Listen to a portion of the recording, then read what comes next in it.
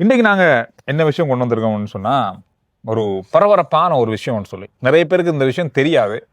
இப்ப தெரிஞ்சுக்கொள்ளுங்க.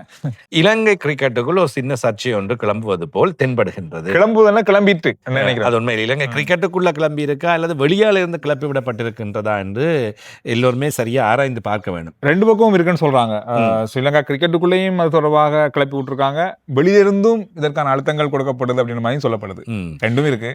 மொத்தத்தில் சனத் ஜெயசூரிய சம்பந்தமாகத்தான் நாங்கள் பேச போகின்றோம். தற்கால பயிற்றுவிப்பாளராக தான் கொண்டு வந்தாங்க. கொஞ்ச நாளைக்கு வேலை செய்யுங்க பாப்பம் என்ற மாதிரி வரைக்குள்ள இங்கிலாந்துல போய் இங்கிலாந்துல டெஸ்ட் எல்லாம் வின் பண்ணி ஒரு கலர்ஸ் ஒன்று காட்டி ஒரு கெத் ஒன்று காட்டினதுக்கு பிறகு மனுஷன் நல்லா தானே செய்யறான், நீ வேற வச்சிருக்க கூடாதுன்றதுக்கு பிறகு 2 வருட ஒப்பந்தம் அவருக்கு முழுமையாக வழங்கப்பட்டிருக்கு. இன்னும் அவருக்கு ஒப்பந்த காலம் இருக்குது.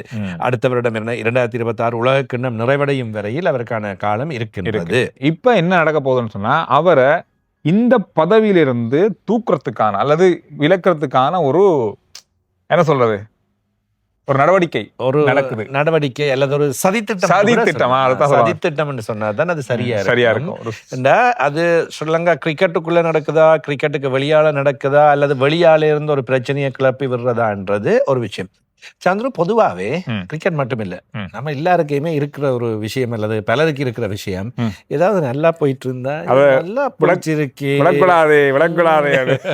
அதுதான் இப்ப முதலாவது பிரச்சனை. இப்ப இந்த முதலாவது பிரச்சனைய கிளப்பினது கடந்த மாதத்தின் இறுதி பகுதியில் ஒரு பிரஸ் கான்ஃபரன்ஸ், அதாவது ஊடகவியலாளர் சந்திப்பு ஒன்று நடத்தப்பட்டிருக்குது. அதில் சனத் ஜெயசூரிய இலங்கை கிரிக்கெட்டின் பயிற்றுவிப்பாளராக இருப்பதற்கு தகுதியற்றவர், இவர் சரிவரமா இவரை வைத்திருக்க கூடாது, இவருடைய பதவி சட்ட ரீதியற்றது என்று சொல்லி ஒரு குழப்பத்தை உருவாக்கி இருக்கின்றது ஒரு அமைப்பு. அதாவது ஆன்டி கரப்ஷன் யூனியன் என்று சொல்லப்படுகின்ற இலங்கையின் அமைப்பு. ஆன்டி கரப்ஷன் யூனிட் ஒன்று இருக்குது. அது சர்வதேச கிரிக்கெட் கவுன்சில் ICC சர்வதேச கிரிக்கெட் கட்டுப்பாடு சபையின் அமைப்பாக இருப்பதுதான் இந்த கிரிக்கெட்டுக்குள் நடக்கிற ஊழல்கள், அது அவ சம்பந்தப்பட்ட விஷயங்களை விசாரிக்கிறது, அதை எடுக்கிறது எல்லாம் செய்யறது. அதே மாதிரி இப்ப இலங்கையில ஒரு சுயாதீன அமைப்பு, இது இலங்கை கிரிக்கெட்டுக்கு சம்பந்தப்பட்ட அமைப்பு இல்லை, வெளியே அவதானிக்கிற அமைப்பா இருக்குது. இது பெரிய அளவில் கடந்த காலங்களில் பேசப்பட்ட அமைப்பாகவும் அல்லது பெரிய அளவில் பிரபல்யமான அல்லது தெரிந்த ஒரு அமைப்பாகவும் இல்லை. ஏன்னா இவர்கள் ஒரு ஊடகவியலாளர் சந்திப்பை வைத்து சனத் ஜெயசூரிய சர்வதேச கிரிக்கெட் பேரவையினால் தடை செய்யப்பட்ட ஒருவர். எதுக்காக தடை செஞ்சாங்க?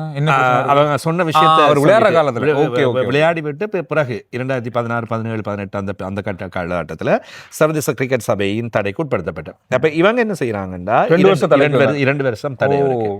அந்த பிரச்சனை. அப்ப அவர் தடை செய்யப்பட்ட ஒருவர் சர்வதேச கிரிக்கெட் பேரவையின் ஆன்டி கரப்ஷன் யூனிட்டே அவரை தடை செய்திருக்குது, ஊழல் தடுப்பு பிரிவு.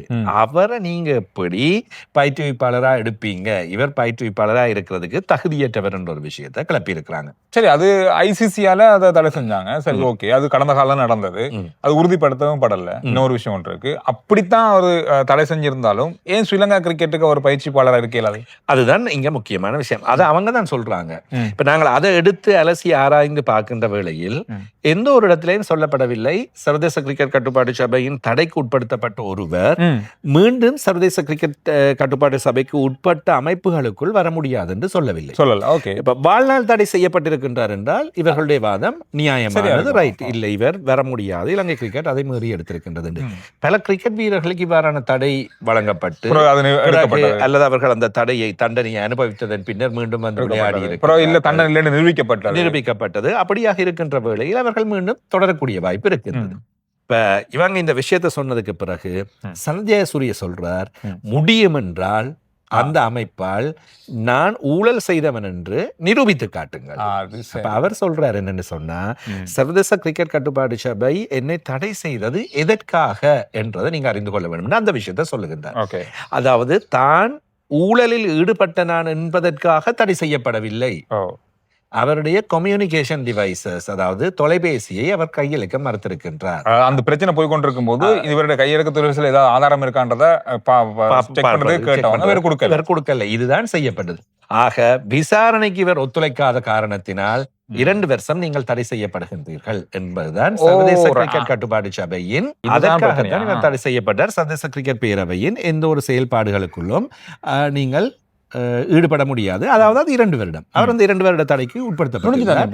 அவர் இலங்கை கிரிக்கெட்டுக்குள்ள எந்த விதமான விஷயங்களையும் ஈடுபடவில்லை. அது முடிந்து விட்டது. ஏன் திரும்ப இந்த பிரச்சனை திரும்ப கொண்டுபடுது? அப்ப இப்படியான ஒரு விஷயத்தை உண்மையில் இது அறியாமையின் ஒரு வெளிப்பாடா? தெரியாம கதைக்கிறதும் இருக்குதான். இப்ப ரைட், ஓகே, இப்ப என்ன விஷயம், அதுக்குள்ள என்ன இருக்குதுன்றதை வந்து தேடி கண்டுபிடிச்சு சட்ட நுணுக்கங்களையும் சில நேரத்துல பாக்குறது இல்லை தானே. ரைட், இது வந்து சந்துரு ஜெயசூரிய நியமிக்கப்பட்ட காலத்தில இருந்து இது ஒரு சும்மா ஒரு முணுமுணுப்பு பேச்சு. சில ஊடகவியலாளர்கள் கூட பேசுவார்கள். தடை செய்யப்பட்டவர் என்னென்ன பயிற்றுவிப்பாளராக வந்தார். இல்ல நான் கேட்கிறேன், அப்படி தடை செய்யப்பட்டிருந்தால் ஐசிசியால அப்படி ஸ்ரீலங்கா கிரிக்கெட்டோட அவருக்கு இணையக்கூடிய அல்லது இணைஞ்சு வேலை செய்ய முடியாம இருக்குமா? அப்படியே சட்டம் இருக்கா? தடை உட்படுத்தப்பட்டிருந்தால் இல்ல, அதாவது சர்வதேச கிரிக்கெட் பேரவைக்கு உட்பட்ட ஒரு அமைப்பு தான் ஸ்ரீலங்கா கிரிக்கெட்.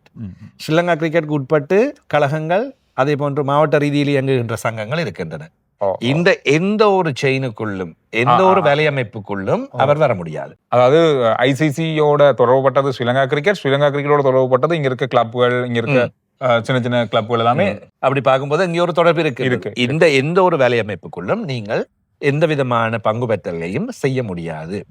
ஒருவேளை அப்படியான வாய்ப்புகள் இருக்கும்னு நினைக்கிறீங்களா? ஜெயசூரியவை வந்து இதுல இருந்து விலக்கக்கூடிய அல்லது ஸ்ரீலங்கா கிரிக்கெட்ல இருந்து வெளியில அனுப்பக்கூடிய வாய்ப்புகள் இருக்குமா? இல்ல, இப்படி ஒரு அழுத்தத்தை உருவாக்கி விடுறது அல்லது இவ்வாறு ஒரு விஷயம் ஒன்று போய் கொண்டிருக்குது. 2-3 விஷயங்கள் இதுல பார்க்கலாம். நாங்கள் ஜெயசூரியவை வெளியால் எடுத்துட்டு அந்த இடத்துக்கு இன்னொரு ஆளை கொண்டு வரலாம். யாரை கொண்டு வரலாம்ன்ற நினைப்புக்கு எனக்கு இப்போதைக்கு நான் சொல்ல இல்லை. ஆனா என்ன பொறுத்த வரைக்கும் ஒரு விஷயம், ஜெயசூரிய மீண்டும் உள்வாங்கப்பட்ட போது ஜெயசூரிய எப்படி செய்வாரோ இல்லையோ என்பது தெரியாமல் நான் பாராட்டிய ஒரு விஷயம், இலங்கை அணியை பொறுத்தவரையில் இலங்கை பயிற்றுவிப்பாளர் ஒருவர் தேவை. இலங்கையில் இப்ப நல்ல பயிற்றுவிப்பாளர்கள் இருக்கிறார்கள். 96ஆம் ஆண்டு உலக கிண்ணத்தின் வட்மோர் தேவைப்பட்டார். அப்பொழுது நல்ல பயிற்றுவிப்பாளர்கள் இல்லை. ஆனால் இப்பொழுது நல்ல வீரர்கள் உருவாகி இருக்கிறார்கள், நல்ல பயிற்றுவிப்பாளர்கள் இருக்கின்றார்கள். எனவே அவர்கள் வருவது முக்கியம். இதுல மிக முக்கியமான பிரச்சனை என்னென்று சொன்னா, மோட்டிவேட் பண்ணி அந்த நல்ல முறையில் விளையாட வைக்கக்கூடிய லோக்கல் லாங்குவேஜ், அதாவது சிங்களம் பேசக்கூடியவர்கள் இருந்தால், அந்த நம்ம இதுல இருக்கக்கூடிய இருந்தா இன்னும் கொஞ்சம் வீரர்களுக்கு கூட ஆர்வம் இருக்கும். இன்னும் நிறைய விஷயங்களை அவங்க பகிர்ந்து கொள்ளக்கூடிய வாய்ப்பு இருக்கும். நிறைய விஷயங்களை அவங்களுக்கு நேரடியாக சொல்லக்கூடிய வாய்ப்பு இருக்கும். இந்த மாதிரியான பல விஷயங்கள் இருக்கு. பழைய காலத்தில் இருந்தார்கள் எல்லோருமே கொஞ்சம் கொழும்பில் பெரிய பாடசாலைகளில் படித்தவர்கள், நல்ல ஆங்கில அறிவுள்ளவர்களாக இருந்தார்கள். இப்பொழுது வர்றவர்கள் சகல இடங்களிலிருந்து வருகின்றார்கள். எனவே அவங்களுக்கு லோக்கல் நம்ம சிங்களமோ அல்லது தமிழ் மொழியோ தான் அவங்களுக்கு நேரடியான மொழியா இருக்கும். எனவே அதுக்கு ஏற்றால் போற ஏற்பாடு உண்டு. அதுதான் இப்பொழுது சில வேளைகளில் இந்த இடைவெளியை குறைத்திருக்கும். அதே போன்று நம்ம வேற ஒருத்தர் எங்களோடு இருக்கின்றார் என்ற ஒரு உத்வேகம், அது இன்னொரு நல்ல விஷயத்தை தரும். எனவே இவைதான் எங்களுக்கு ஆசிய நாடுகளிலும் கூட பொருத்தமாக இருக்கும். இந்தியாவிலும் பாருங்கள், வெளிநாட்டு பயிற்றுவிப்பாளர்கள் வெளியே சென்று ரவி சாஸ்திரி, அதன் பின்னர் ராகுல் டிராவிட், இப்பொழுது கம்பீர் எடுத்துக்கொண்டாலுமே அவர்கள் தங்களுடைய பயிற்றுவிப்பாளர்களும் நல்ல முறையில் தான் இருக்கின்றார்கள். எனவே அது கொஞ்சம் அவர்களுக்கு இலகுவாகி இருக்கின்றது. இந்தியாவின் அசுர வளர்ச்சி தங்களுடைய சொந்த பயிற்றுவிப்பாளர்களுக்குள் தான் இருக்கின்றது. அதுதான் கடந்த காலங்கள்ல அது ஒரு பெரிய ஒரு வளர்ச்சி. இந்த டெஸ்ட் போர்ட்ல கூட கம்பீர் ஒரு சின்ன ஒரு பிரச்சனைக்கு கூட அவர் நேரா போய், இதே ஒரு வெளிநாட்டு பயிற்சிப்பாளர் இருந்தா அவர் டீல் பண்ற விதம் வேற வித்தியாசமா இருந்திருக்கு சில வேளைகள். இப்ப நாங்கள் அதை விமர்சனமா பார்த்தாலும், இங்கிலாந்தவர்கள் அதை விமர்சித்தாலும், இந்திய அணியின் வீரர்கள் என்ன செய்தார்கள்? எங்களை காப்பாற்ற இருக்கான் மாதிரி அவர். அதுதான் சொல்றது, அந்த நாட்டுக்குரியவங்க அதுல இருந்தா தான் அதுக்குரிய அந்த சரியான இடங்களை நாங்க பெற்றுக்கொள்ளலாம். இல்லைன்னா நம்மள பரவாயில்ல இந்த சிஸ்டம் இருக்கு அந்த சிஸ்டம் இருக்கு நம்ம மாத்தி விட்டுருவாங்க. அப்ப அந்த மாதிரி ஒரு சிஸ்டம் படி வேலை செய்ய பார்ப்பாங்க. ஆமா, அதுதான் அந்த சிலது இருக்குது. அப்ப அந்த விஷயங்கள் இல்லாமல் ஜெயசூரிய வந்ததுக்கு பிறகு கொஞ்சம் அதை உடைச்சு இறங்கி நின்று எல்லாருடைய கதைச்சு பேசி செய்யக்கூடிய சில விஷயங்கள் இருக்கு. இதே மாதிரி இன்னும் ஒரு பேச்சு இருக்கு சந்திரு. இப்ப ஜெயசூரிய வந்து கொஞ்சம் வேலையால காட்டும் போது ஜெயசூரியவன் கரங்கள் கொஞ்சம் ஓங்கி இருக்குந்தானே, டீமுக்குள்ளேயோ அல்லது கிரிக்கெட் அமைப்புக்குள்ள, ஸ்ரீலங்கா கிரிக்கெட்டுக்குள்ள கொஞ்சம் ஓங்கி இருக்கும். அது சாதாரணம் தான். அவர் ஒரு நட்சத்திர வீரர், இலங்கையின் முன்னாள் தலைவர், தெரிவுக்குழுவில் இருந்தவர், அதன் பிறகு இப்பொழுது பயிற்றுவிப்பாளர். அவர் சொல்ற விஷயங்கள் சிலது இங்க செய்ய வேண்டிய நிலைமை ஒன்று சிலருக்கு உருவாகும். அல்லது அங்க வளமையான நீங்க சொன்ன மாதிரி எழுதி வச்சுக்கொண்டு அந்த ஒரே மாதிரி ஓடிக்கொண்டிருக்கிறவங்களை கொஞ்சம் அந்த ஃபார்மேட்டை இனி மாத்தணும் என்று சொல்ல, அந்த ஃபார்மேட்டை உருவாக்கினவங்களுக்கு என்ன நடக்காது? கடுப்பாயிரும், விருப்பம் இருக்காது. சோ இவரை எங்கேயாவது மாட்டி விட்டு இவரை வழியாக அனுப்பி விட்டோம்னா நாங்க சேஃப்டியா திரும்ப கிரிக்கெட்டை கொண்டு அப்படியே புதைச்சிட வேண்டியதான். சுயநலங்களுக்காக ஒட்டுமொத்தத்தையும் புதைக்கிறதுக்கு முயற்சி செய்கின்ற சில வேலைகளும் கூட இங்கே நடைபெறுவதற்கான வாய்ப்புகளும் இருக்கின்றன. இலங்கை கிரிக்கெட்டின் தலைமை நிர்வாகம் ஜெயசூரியவோடு எப்பொழுதுமே இருக்கின்றது என்பது நமக்கு கிடைத்த தகவல்.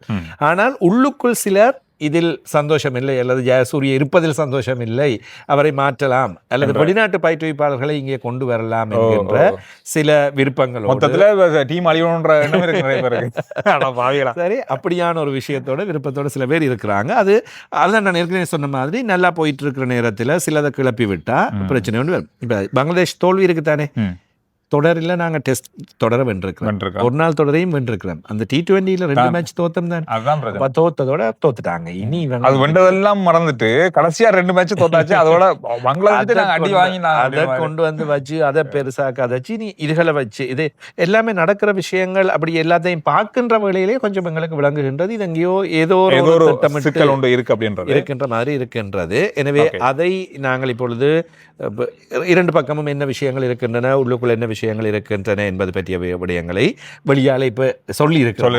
இப்ப இது பேசப்படுற விஷயம், இதை நீங்க ஆராய்ஞ்சு பாருங்க. இதோடவான மேலதிகமான தகவல்கள் வரும்போது நாங்க உங்களோட பகிர்ந்து கொள்வோம். இப்படி ஒரு சம்பவம் நடந்து கொண்டிருக்கு அப்படின்றத பத்தி தான் இந்த வீடியோவை உங்களுக்காக தரணும் அப்படின்ற எண்ணத்துல இதுல இன்னொரு விஷயத்தை நாங்க ஞாபகப்படுத்தலாம். நீங்க தொடர்படுத்துகின்ற வேளையில தான் அண்மையில தான் இந்த பயிற்றுவிப்பாளர்கள் எல்லாரும் தேவை இலங்கை கிரிக்கெட்டுக்கு என்ற அறிவிப்பு வந்தது. அப்ப இந்த விஷயங்கள் எல்லாத்தையும் நாங்கள் ஒட்டுமொத்தமா இணைத்து பார்க்கும் போது எங்கேயோ ஒரு இடத்தில் புகைகின்றது. புகையுது. ஆனால் அது எரிய போகின்றதா, தண்ணியை ஊற்றி முற்றுமுழுதாக புகையையும் கிளம்பாமல் ஸ்ரீலங்கா கிரிக்கெட் இல்லாமல் செய்ய போகின்றதா என்பதை நாங்கள் பொறுத்திருந்தான் பார்க்கலாம்.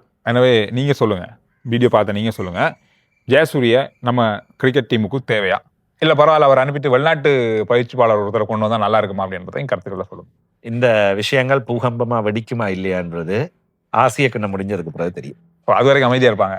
ஆசிய கிண்ணத்தின் முடிவுகள், இலங்கை அணியின் பெறுதிகள், இது எல்லாத்துக்கும் ஒரு பதில் எங்களுக்கு தரும் என்று நான் நம்புகிறேன். ரைட்டு, இலங்கை அணிக்கே ஆப்பு விட போகுது.